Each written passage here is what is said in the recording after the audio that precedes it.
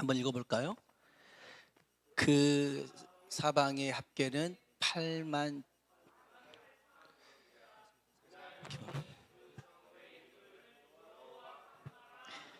아멘. 아멘. 다시 한번, 저도 눈도 안 좋으면서 한번 보려고 이해를 썼더니 잘 안 보이네요. 다시 한번 우리 에스겔서 48장 35절 같이 한번 읽어봅시다. 그 사방의 합계는 18,000척이라 그날 후로는 그 성의 이름을 여호와 삼마라 하리라. 아멘. 아멘. 할렐루야. 하나님의 은혜가 우리 모두에게 임하기를 원합니다. 여러분, 얘들의 눈은 정직하잖아요. 제가 이렇게 있으니까 이걸 딱 하니까 어떤 친구가 저한테, 목사님 대학생 같아요. 제가 안 풀었어요. 일부러 이 말하고 풀라고. 그래서 어찌 하나님이 저에게 이렇게 위로를 하시든지 대학생 같다라는 거죠. 정말 아이의 눈은 정직해요. 옆 사람 보고 한번 인사합시다. 당신은 이제까지 내가 봤던 것 중에서 가장 멋있는 사람입니다. 남자한테는, 여자한테는 당신은 이제까지 내가 봤던 사람 중에 가장 아름다운 사람입니다. 한번 합시다. 시작. 당신이 내가 이제까지 봤던 사람 중에 가장 아름다운 사람입니다.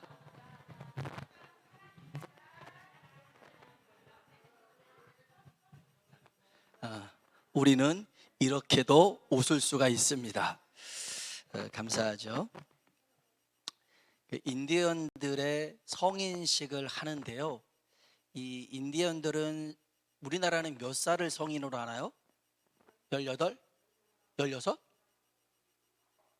뭐라고요? 19? 만 19? 네, 그냥 그 정도에서 한다 합시다.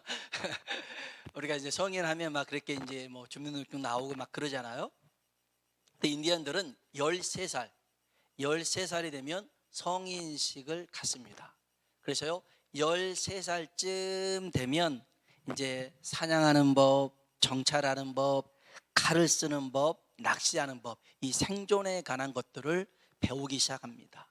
그리고 13번째 생일이 됐을 때는 성인식을 해야 되잖아요. 어떻게 성인식을 하냐면 13살이면 초등학교 6학년입니다. 우리 예영이 손. 죄를 이제 성인식을 한다라는 거죠. 13살 6학년.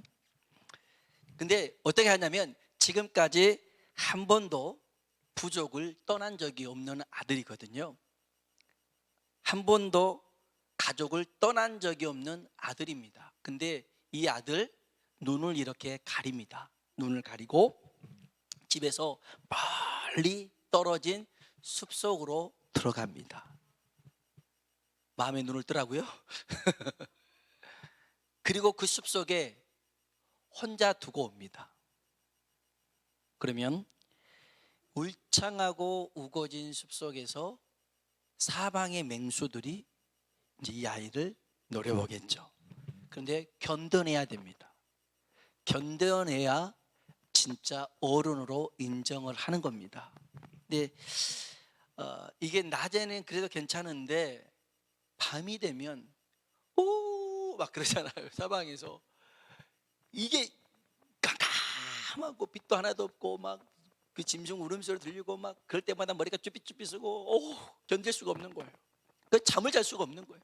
밤새 막 있고 뒤척이다가 순간 잠들었다 벌떡 일어나기도 하고 이러면서 이제 아침을 맞이하게 됩니다. 이제 어른이 된 거죠. 어른이 된 거예요. 근데 놀랍게 주위를 이렇게 돌아보니까 얼마 몇 미터 안 떨어진 곳에서 아버지가 화살을 들고 같이 옆에 있어줬더라는 거예요. 아들만 혼자 숲에 두고 밤을 지새우게 한 게 아니라 아버지가 그 밤에 아들 곁에서 지켜주고 있었더라는 거예요. 이게 인디언의 성인식이었던 거죠. 항상 그렇게 한다라는 것입니다. 에스겔서요, 메시지가 이거와 같습니다. 1장부터 32장까지는 사람들이 그랬습니다. 하나님이 안 계신 것 같다. 하나님이 우리와 안 계신 것 같다. 왜 하나님이 계시면 이스라엘이 이렇게 몰락할 수 있냐? 하나님이 우리를 사랑하지 않는 것 같다. 하나님이 우리를 버린 것 같아. 안 그러면 왜 하나님이 이렇게 우리를 심판하시느냐? 이런 얘기가 1장부터 32장까지 나옵니다. 그리고 33장부터 48장까지는 아니다, 하나님은 거기 계신다, 하나님은 함께 하신다, 회복을 예언하고 있는 게 이 후반부의 에스겔서입니다. 그래서 오늘 여호와 삼마라는 뜻은요, 하나님의 이제 이름이 많이 있어요. 왜냐하면 하나님을 설명하기 위하여서 많은 이름을 붙여놨어요. 많은 이름을 붙여놨어요. 그 중에 삼마라고 하는 것은 하나님은 거기 계신다. 그게 여호와 삼마입니다. 그런데 이 사람들에게는 여전히 하나님은 보이지 않고 느껴지지 않으니까 하나님이 없다라고 생각합니다. 그러나 여러분, 우리의 느낌이나 우리의 어떤 보여지는 우리가 경험한 사실보다 더 중요한 것은 하나님의 말씀입니다. 하나님이 그 자리에 함께 하신다는 약속이죠. 여러분, 하나님은 전지전능하신 분입니다. 영원하신 분입니다. 세상 어느 곳에든지 다 존재하시는 분이 하나님이신 줄로 믿습니다. 세상에 하나님 없는 곳은 없습니다. 이 세상 우주가 아무리 넓고 광활하다 할지라도 하나님이 만드셨기 때문에 하나님께 속한 줄로 믿습니다. 그러므로 세상 사람들은 하나님을 알지 못합니다. 더러는 하나님을 믿는 우리들도 하나님이 없다라고 여겨질 때가 있잖아요. 힘들 때, 어려울 때, 기도해도 응답이 없을 때, 세상에 덩그러니 혼자라고 생각될 때, 그리고 가장 큰 것은 우리가 범죄할 때입니다. 우리가 범죄할 때는 하나님이 없다라고 생각합니다. 여러분, 그러지 않습니까? 운전을 하다가도요, 저쪽에 경찰이 있으면 이렇게 제대로 이렇게 법을 준수해서 갑니다. 그런데 경찰 보고 없으면 가로지를 때가 있잖아요. 여러분, 시퍼렇게 하나님이 살아계시고 옆에 계신다면 죄질 사람 어디 있겠어요? 그런 강 큰 사람은 없어요. 그런데 하나님이 안 계신다, 하나님이 없다라고 생각을 하니 범죄하더라는 것입니다. 하나님의 임재를 느낄 수 없을 때 우리가 범죄하는 것인데, 그때 하나님이 안 계신 것이 아니고 우리가 깨닫지 못한 것입니다. 그래서 로마서 3장 9절로 11절에 보니까 의인은 없나니 하나도 없으며 깨달은 자도 없고 하나님을 찾는 자도 없고 그럽니다. 왜요? 다 죄 아래 있기에 그렇습니다.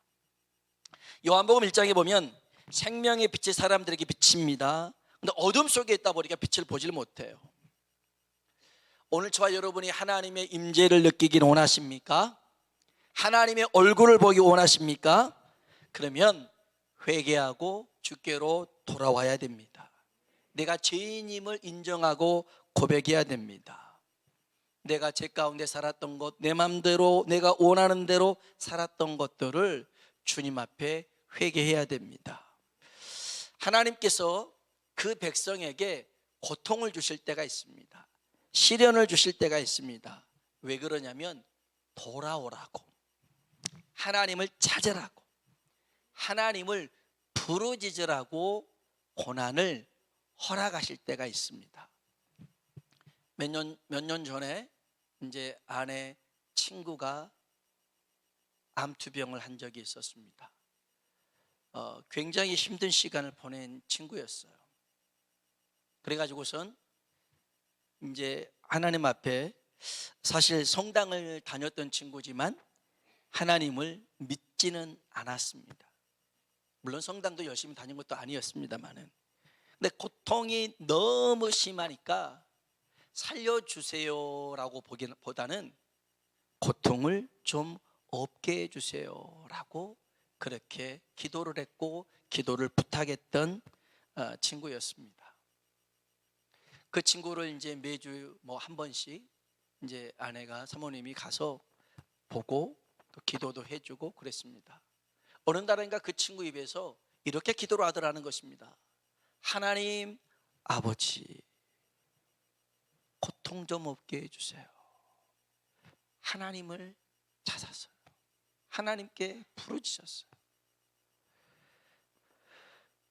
고통 가운데 있으니까 그렇게 하나님을 찾게 되고, 그럼 하나님은 너무 잔인한 거 아닙니까?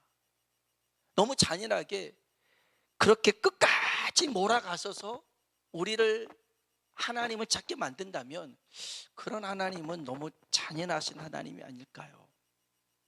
여러분, 그러지 않습니다.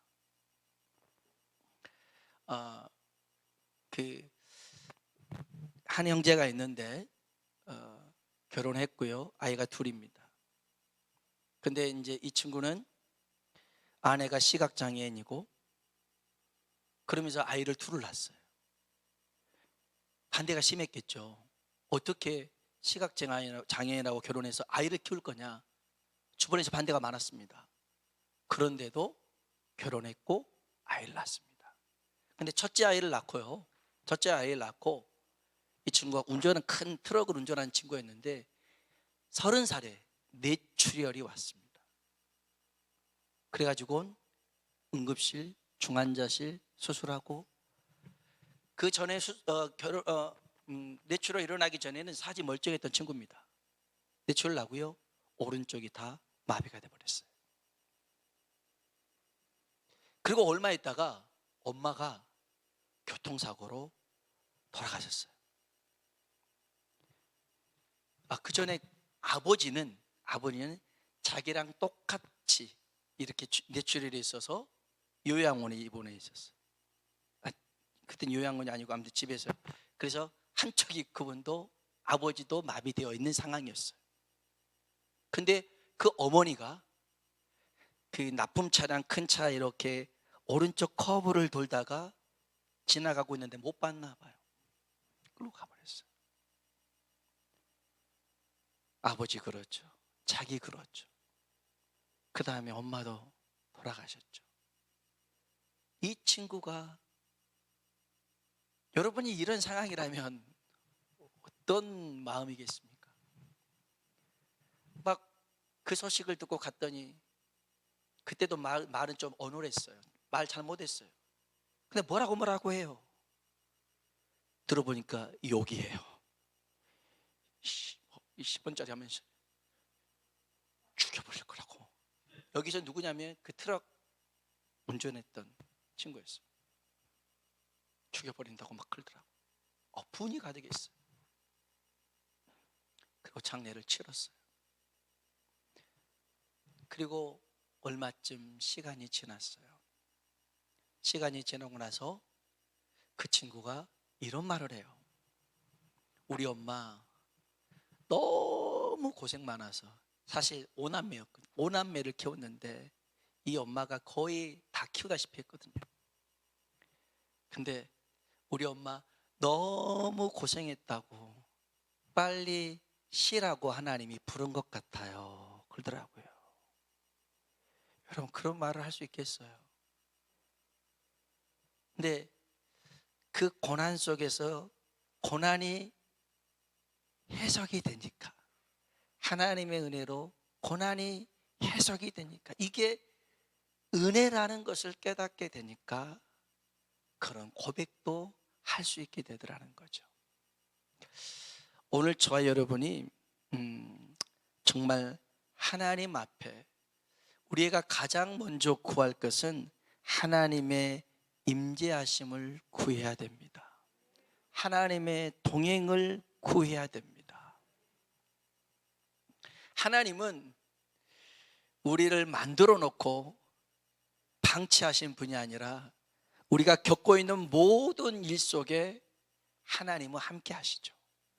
문제는 우리가 못 느낀다는 겁니다. 깨닫지 못한다는 것입니다. 하나님이 함께 한다. 그래서 우리 이런 소리 해요. 뭐 하나님 함께 한다고. 그러면 왜 그때 그 교통사고를 막아주지 않았냐? 라고 따져 묻기도 합니다. 왜 내가 그런 출혈이 생기기 전에 하나님 막아주지 않았느냐? 왜 골든타임 때 나를 발견하지 않게끔 했냐? 이런 식으로 얘기할 수 있습니다. 그 친구는요, 지금 40이 됐나요? 모르겠는데 남의 나이니까, 제가 대학생이니까 잘 모르겠어요. 근데 여전히 장애를 가지고 살아갑니다. 오른쪽이 마비됐는데 왼쪽 발로 브레이크를 밟고 왼쪽 발로 엑셀레이터를 밟고 운전을 합니다. 쿠팡 셔틀버스를 그렇게 운전하고 있습니다. 그리고 아들도 하나 더 낳습니다. 그렇게 살아갑니다. 감사하게 살아갑니다. 평생 못 막을 것 같지만 그 친구 입술이 그겁니다.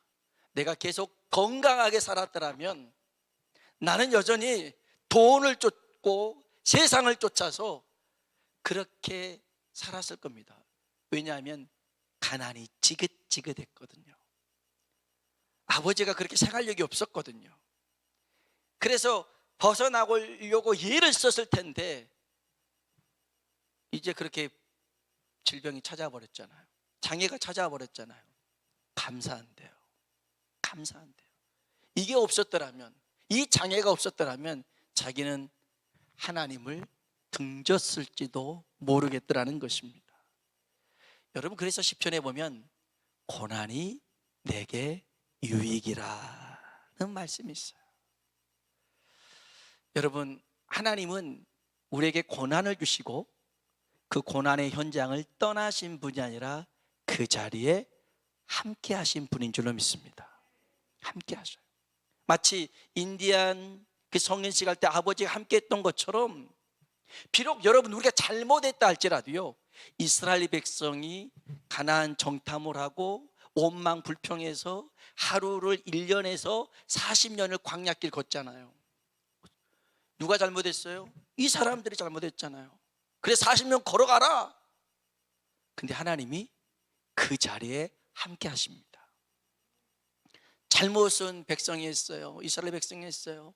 그리고 그 결과로 40년 동안 방황을 해야 되는데 여전히 하나님은 불기둥으로 구름기둥으로 언약궤로 함께 하셨더라는 거예요. 여러분, 우리가 하나님의 말씀에 순종해도 하나님은 우리와 함께 하시고, 우리가 더러는 실패하고 넘어지고 쓰러졌어도 그 현장 가운데도 함께 하시고, 우리가 예기치 못하는 고난을 고난을 당해도, 힘든 일을 당해도 우리가 하나님 앞에 따져보면서 하나님 어디 계세요라고 했을 때 하나님 말씀하셔요. 나도 거기 있었다. 그리고 같이 울고 있었더라는 거예요. 울고 있었어요. 여호와 삼마라는 얘기는 거기 계시는 하나님이에요.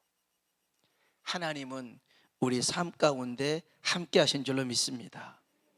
에스겔서 40장부터 48장까지는 새로운 성전의 환상을 보여줍니다. 이 성전은 에스겔 성전이라고 해요. 근데 실제로 지어지진 않았어요. 그냥 이렇게 그냥 환상 가운데 보여주신 성전인데, 성전으로 회복시켜 주실 것을 약속한 겁니다. 성전이 뭡니까? 하나님의 임재를 상징하신 거예요. 여러분, 하나님이 우리와 함께 하시면 회복이 됩니다. 회복이 돼요. 지난번 다니엘 기도회 때 한 목사님이 계셨어요. 근데 이 목사님은 8개월 만에, 태어난 지 8개월 만에 그 뇌성마비가 와버렸어요. 뇌성마비 아닌데 아무튼 모기 때문에 걸린 게 뭐예요? 뇌성마비 맞아요? 댕기열? 그 너무 멀리 가셨는데, 아무튼 뇌염. 네. 그래갖고선 이분이 장애를 갖게 되었어요. 이분도 걸음걸이가 뒤뚱뒤뚱 걸어갑니다. 그래서 자기의 이런 컴플렉스를 보여주지 않기 위해서, 핸디캡을 보여주지 않기 위해서 일부러 정상적인 애들하고 어울리면서 같이 이렇게 활동을 합니다. 자기가 혹시 넘어지잖아요. 누군가가 와서 괜찮아 하는 게 제일 싫었대요. 자존심이 있어서. 근데 이 목사님이 아무튼 학교를 갈 때도 그런 좀 이런 모습을 보여주기 싫어서 항상 먼 길로 뒤로 혼자서 돌아다니고 이런 목사님이었는데, 고등학교 1학년 때 교회 가서 하나님을 만났어요. 고등학교 2학년 때 하나님 앞에 헌신합니다. 나 주의 종이 되겠습니다. 그때부터 하나님 앞에 기도한 것 중에 한 가지, 하나님 나를 고쳐주십시오. 성경에 보니까 고친 사람 많더라고요. 하나님 저를 고쳐주십시오, 고쳐서 사용해 주십시오라고 기도합니다. 이러길 3년이었습니다. 그런데 여전히 낫질 않아요. 어느 날 대학교 때 길을 가는데 어디 이게 광고에 신유 집회 이런 게 적혀 있었나 봐요. 이거다 하고 들어갔나 봐요. 들어갔더니 목사님 5명하고 몇몇 성도들이 같이 막 기도하는데 참석했대요. 그날로 이 목사님은 이제 변화가 일어난 거예요. 어떤 변화가 일어나냐면 이제 아픈 사람 한 명씩 나와서 기도를 하는데 자기 어떤 목사님 열심히 있는 없는 침을 다 튀겨가면서 막 얼굴에 막 기도를 해줬대요. 놀랍게도 안 고쳐졌대요. 여전히 장애를 이렇게 있는 거예요. 그리고 이제 예배를 드리고 마쳤는데 이 목사님 안에, 그러니까 대학교 2학년 이 친구 안에 하나님 앞에 분이 가득하고, 왜냐하면 설교 중에 믿음으로 기도하면 어떤 병이든 낫는다고 말씀을 하셨거든요. 그럼 난 믿음으로 기도 안 했냐? 난 믿음으로 기도한 것 같은데 어떤 병이든 낫는다면 왜 나는 안 고쳐주냐? 그래서 예배 끝나고 목사님한테 따져 물었대요. 목사님, 믿음으로 기도하면 병이 낫습니까? 그렇다. 어떤 병이든 낫습니까? 낫는다는 거예요, 믿음으로 기도하면. 그래서 바울은요 그랬대요. 바울 사도가 육체에 가시가 있었잖아요. 바울이 가지고 있는 병이 33가지라는 그런 신학자들의 그런 말이 있어요. 종합병원에서 안 아픈 곳이 없던 바울에는 특별히 육체의 가시, 간질이라고도 하고 안질이라고 하고 하는 이런 질병을 가지고 있었는데, 여러분 바울의 이 병 고쳐졌나요? 안 고쳐졌나요? 안 고쳐졌잖아요. 그러니 목사님은 믿음으로 기도하면 모든 병 낫는다면서요. 바울은요? 그랬더니 바울 고쳐졌어, 그런 거예요. 뭐가 고쳐졌습니까? 안 고쳐졌잖아. 아니야, 바울 고쳐졌어. 고쳐졌더라는 거예요. 어떻게 고쳐졌는데요? 바울에게 하나님이 너에게 준 은혜가 너무 커서 교만하지 말라고 주는 그런 가시야. 너의 강함은 약함에서 나온 거야. 해석을 해줍니다. 물어보겠습니다. 이 뒤로 바울은 육체의 가시를 없게 해달라고 기도했을까요? 안 했을까요? 안 했습니다. 그 뒤로는 고쳐달라고 안 했어요. 고침 받은 거잖아요. 고침 받았어요. 왜냐하면 해석이 돼버렸거든요. 이 육체의 가시는 내가 주신 그 환상과 계시가 너무 커서 교만하지 말라고 주신 거구나. 내 질병과 고통과 내 문제가 해석이 돼버리니까 더 이상 그걸로 기도하지 않았어요. 오히려 감사했어요. 사랑하는 성도 여러분, 하나님이 우리에게 이러한 것들을 허용하신 것은 여러분이 싫어서가 아니에요. 여러분하고 함께하고 싶지 않아서가 아니에요. 더 가까이 하고 더 함께하고 싶어서 우리에게 주신 고난일 뿐입니다. 요한계시록 21장 3절로 4절에 보니까 보라, 하나님의 장막이 사람들과 함께 있음에 하나님이 그들과 함께 계시더니 그들은 하나님의 백성이요 하나님은 친히 그들과 함께 계셔서 모든 눈물을 그 눈에서 닦아 주시니 다시는 사망이 없고 애통하는 것이나 곡하는 것이나 아픈 것이 다시 있지 아니하리니 처음 것들이 다 지나갔습니다. 하나님은 우리와 함께 하십니다. 여호와 샴마의 하나님. 여러분이 어떤 처지와 형편과 상황이 있든지 하나님은 여러분과 함께 하십니다. 그래서 여러분이 시편 23편 4절에 있는 말씀, 내가 사망의 음침한 골짜기를 다닐지라도 해를 두려워하지 않을 것은 주께서 나와 함께 하십니다. 주의 막대기와 지팡이가 나를 안위하나이다. 그 하나님이 우리와 함께 한다고 말씀하십니다.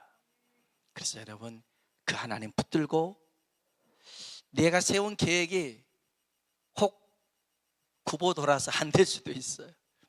낙심하지 마세요. 하나님은 실수하지 않는 하나님이십니다.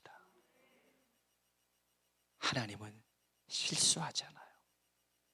하나님 반드시 그 뜻하신 바를 이루실 줄로 믿습니다. 같이 한번 찬양을 부르시겠습니다. 혹시 하나님은